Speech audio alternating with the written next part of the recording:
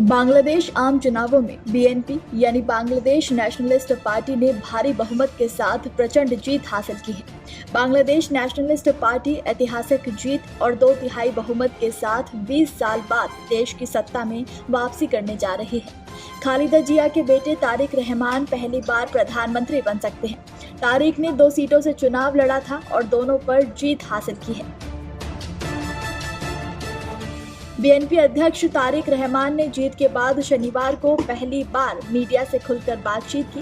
इस दौरान तारिक रहमान ने कई बड़े बयान दिए हैं। भारत बांग्लादेश रिश्तों से जुड़े सवाल पर तारिक रहमान ने कहा कि हम बांग्लादेश के हितों को सबसे ऊपर रखेंगे। तो वहीं चीन को बांग्लादेश का समर्थक बताते हुए उन्होंने कहा कि चीन भी बांग्लादेश के विकास में महत्वपूर्ण भूमिका निभाता है। उन्होंने उम्मीद जताई कि भविष्य में बांग्लादेश और चीन मिलकर काम करते रहेंगे। तारिक रहमान ने कहा कि SAARC यानी south Asian association for regional cooperation की शुरुआत बांग्लादेश ने की थी, इसलिए वो इसे फिर से शुरू करना चाहते हैं। उन्होंने कहा कि सरकार बनने के बाद वो दूसरे देशों से बात करेंगे और संगठन को दोबारा एक्टिव करने की कोशिश करेंगे।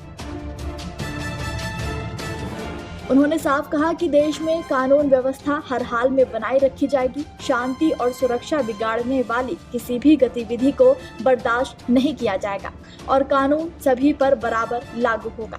तारिक रहमान ने कहा कि 1.5 दशक से ज्यादा समय के बाद जनता के सीधे वोट से ऐसी संसद और सरकार बनी है जो लोगों के लिए जवाबदेह होगी। उन्होंने कहा कि किसी भी बुरी ताकत को दोबारा तानाशाह बनने से रोकने और देश को बचाने के लिए सभी को एकजुट रहना होगा और जनता की इच्छा का सम्मान करना होगा। तो वहीं पूर्व प्रधानमंत्री शेख हसीना को भारत से वापस लाने के बारे में पूछने पर उन्होंने कहा कि ये पूरी तरह से कानूनी प्रक्रिया पर निर्भर करेगा।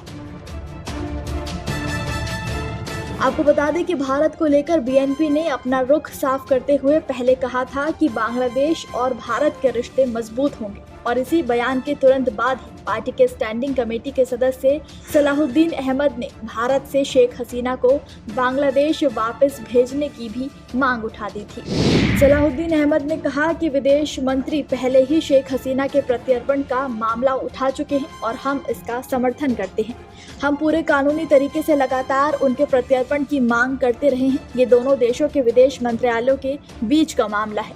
हमने भारत सरकार से भी अनुरोध किया है कि उन्हें वापस भेजा जाए ताकि वो बांग्लादेश में मुकदमे का सामना कर सके। आगे सलाहुद्दीन ने कहा कि बांग्लादेश भारत के साथ साथ अपने सभी पड़ोसी देशों के साथ सामान्य और मित्रतापूर्ण संबंध चाहता है, लेकिन ये संबंध सम्मान और समानता के आधार पर होने चाहिए। बता दें कि ये चुनाव ऐसे समय में कराए गए हैं जब देश उथल-पुथल भरी राजनीतिक शून्यता, अस्थिरता और सुरक्षा की नाजुक स्थिति से गुजर रहा है। इस चुनाव के दौरान और बाद में भी भारत और बांग्लादेश के रिश्ते सुधारने की बात की जा रही थी, लेकिन अब बांग्लादेश ने एक बार फिर शेख हसीना की वापसी की मांग दोहराकर नई चर्चा खड़ी कर दी है।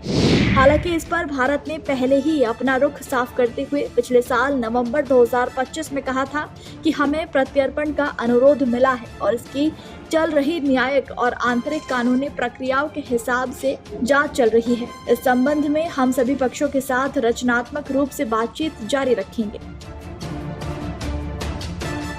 बता दें कि हाल ही में शेख हसीना ने बांग्लादेश चुनाव को ढोंग करार दिया था। उन्होंने कहा था कि वो बांग्लादेश आने के लिए तैयार हैं, लेकिन उसके पहले मोहम्मद यूनुस को इस्तीफा देना होगा और एक निष्पक्ष न्यायपालिका में उनके केसों को रखा जाए। हसीना का आरोप है कि उनके खिलाफ चलाए जा रहे सारे मामले राजनीतिक षड्यंत्र का परिणाम है।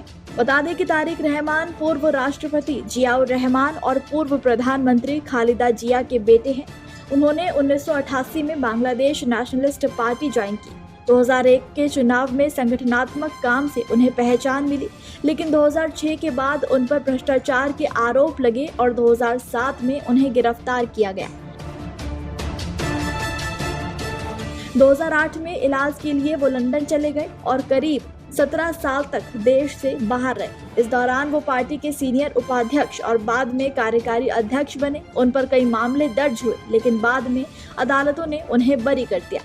पिछले साल वो बांग्लादेश लौटे और मां के निधन के बाद पार्टी की कमान संभाली। हालिया चुनाव में बीएनपी की जीत के बाद तारिक रहमान अब देश के प्रधानमंत्री पद के प्रमुख दावेदार बन गए हैं। बीएनपी पहले ही घोषणा कर चुकी है कि चुनाव जीतने पर पार्टी अध्यक्ष और पूर्व प्रधानमंत्री खालिदा जिया के बेटे तारिक रहमान ही प्रधानमंत्री बनेंगे।